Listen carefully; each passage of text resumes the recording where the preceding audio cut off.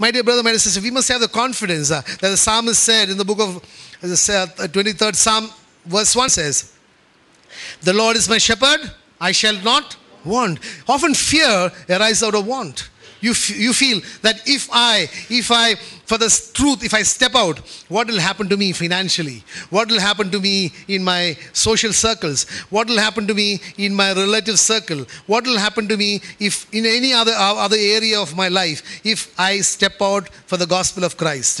But the psalmist says, "The Lord is my shepherd." So as long as the Lord is my shepherd, I will not fear. And verse 4 again of 23, Psalm 23 says, "Even if I go through the valley of the shadow of death, I will fear no evil, for you are with me." You are with me. My dear brother, my dear sister, I want to tell you, the presence of God is the most precious thing in your life.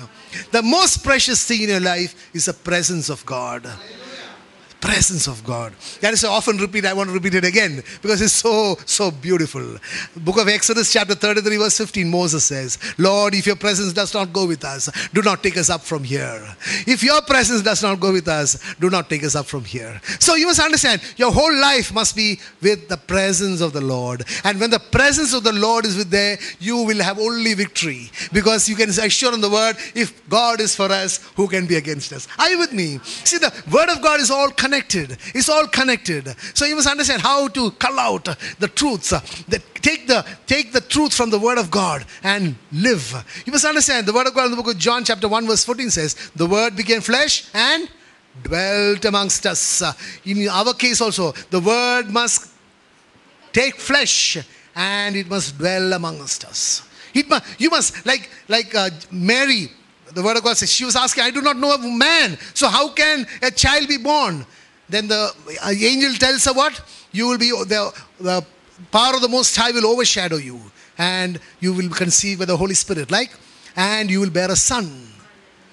So Mary, what happened? When the word came the word became flesh and dwelt amongst us. When the word came, she birthed Jesus.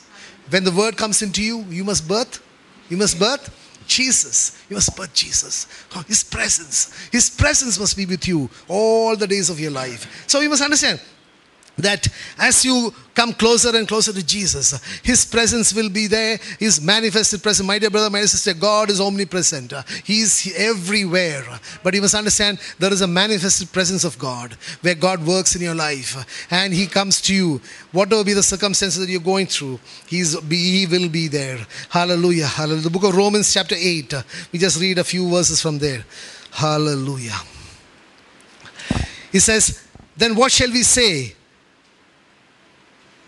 What then shall we say to these things? If God is for us, who can be against us? Who did not spare His own Son, but delivered Him up for us all? How shall He not with Him also freely give us all things? Who shall bring a charge against God's elect? It is God who justifies. Who is He who condemns? It is Christ who died and furthermore is also risen, who is even at the right hand of God, who also makes intercession for us." Then says, "Who shall separate us from the love of Christ? Shall tribulation or distress or persecution or famine or nakedness or peril or sword? As it is written, for your sake we are killed all day long. We are accounted as sheep for the slaughter." Yet there is a confidence. There is a confidence in Paul when he says, "Yet in all these things we are more than conquerors through Him who loved us." Say, "Yet in all these things we are more than conquerors." Hallelujah. Through Christ who loved us. Because you must understand, God's protection comes when you are able to understand His love. If you go back into the book of Romans chapter 5, again it says, the opening verse says, "Therefore we have been justified by faith. We have peace with God through our Lord Jesus Christ, through whom we have access by faith into this grace in which we stand and rejoice in hope of the glory of God. And not only that, but we also glory in tribulation, knowing that tribulation," hallelujah, "brings about" what? Produces perseverance. And perseverance produces character. And character produces hope. And hope does not disappoint, because, hallelujah, the love of God has been poured out into our hearts by the Holy Spirit who has been given to us. So it is the knowledge of the love of God that gives you the confidence that you don't have to fear. It is the knowledge of the love of God which gives you the confidence that you do not have to fear. That is again confirmed in the epistle of St. John, 1 John 4:18. He says, perfect love casts out all fear. Because fear and love cannot coexist. Fear and knowledge of the love of God cannot coexist. Because it is like this. Light and darkness cannot coexist. So the minute the light comes into your life, the minute the love of God comes into your life, fear will automatically vanish away. Hallelujah. It says, there is no fear in love, but perfect love casts out fear, because fear involves torment. But he who fears has not been made perfect in love. So if you're fearing, if the cares and worries of the world are birthing fear in your life, then it is an indication that you're not being able to really understand and experience the love of God in your life. The love of God in your life. So it's so important for us to really give our lives to Jesus and be able to understand, because we know in the book of Ephesians it says it surpasses all human understanding. The love of God surpasses all human understanding. The depth, the width, the height, and the length of the love of God is something which we cannot comprehend.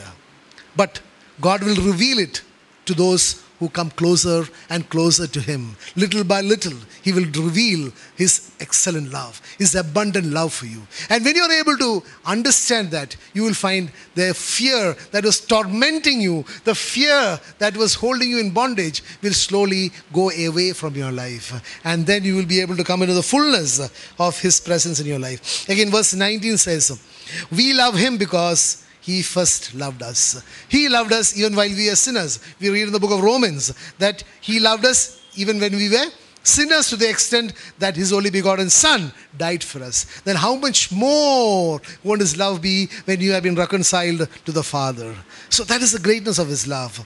Again, you must understand how do you react to this love? How do you react to God's presence in your life? If you look at, just taking into some examples, if you look into the Gospel of St. Luke, chapter 8, we just go through some of that. We know that was that chapter deals with Jesus going into a particular territory. We'll just read it out. Hallelujah. Gospel of Luke, chapter 8. Hallelujah. Then they sailed to the country of the Gadarenes, which is opposite Galilee. So Jesus went into a particular area. From Galilee, He sailed into that particular area with a purpose. He knew there was a man who needed Him. So He went there. But you will find that man was a person who was, the Gospel of St. Luke, chapter 8, verse 35 onwards, he was a man who was possessed by demons. And God went there to deliver him. And what is the reaction? Verse 35 says, and they went out to see what had happened. See, after the deliverance took place, it says, and they went out to see what had happened, and came to Jesus and found the man from whom demons had departed, sitting at the feet of Jesus, clothed and in his right mind. And they were afraid. See, he was in his right mind. Earlier we read in the book of Timothy chapter 2, God has given you a spirit of sound mind. So there was a total cleansing. The evil spirits that was possessing him had been released, and he was filled with the spirit from God, which was sound mind. But you must understand, the spirit in that man was not in tandem with the spirit with the people outside. And they were fearing him. They were fearing the presence of God there. So what happened? What did they do? Verse 37 says, then the whole multitude of the surrounding region of the Gadarenes asked him to depart from them, for they were seized with great fear. They were seized with what?